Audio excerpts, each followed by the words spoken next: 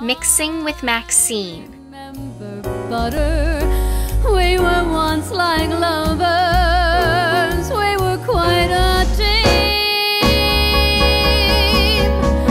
I'll take some butter smothered pasta, please, in a vat of chocolate cheese.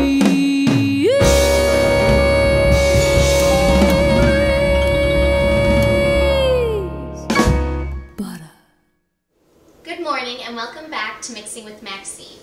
Today we are going to be making a fresh tomato sauté sauce for pasta.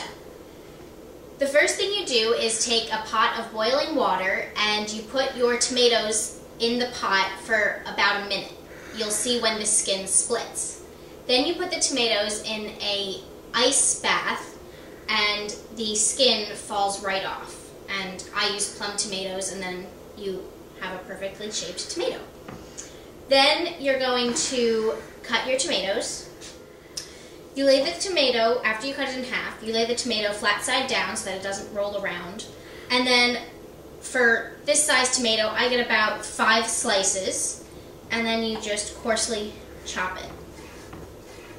Okay, now that our tomatoes are chopped, we put it into the bowl. And now we can move on to our basil. And with basil, I cut it down the middle and then I chop it, but you have to be very careful because it is an herb that you cannot crush because it bruises very easily. So if you crush it, then it changes the flavor. So you just have to be careful with it. And you put some salt. So you put about a 1/4 cup of olive oil into the sauce. Then you add a little pepper, and then you mix it. Now we put in our 1 clove of garlic, and at this point it becomes much like a tomato salad, which is, the longer it sits, the better it gets. So you can leave it overnight in the fridge or for a couple hours, and the flavors will mesh together and it will get better and better. Okay, now that our water is boiling, we can put in our pasta. And the great thing about fresh pasta is it doesn't expand, so you can basically see a serving size, which is great. Okay, so now that the pasta's been on for about 3 minutes, we're going to start sauteing our sauce because we go from the pasta pot right to the pan.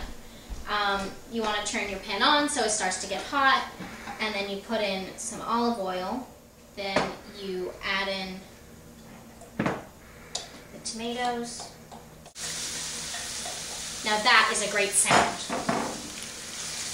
Okay, now our pasta is done. It took about 6 minutes, so we can take it right from the pot. Now that our pasta is in, we take our tongs and just mix it in with the sauce. Then to top it all off, I'm using ricotta salata, which is a fresh, hardened ricotta cheese. Now let's have a taste. It's delicious. Well, I hope you guys enjoyed today's episode.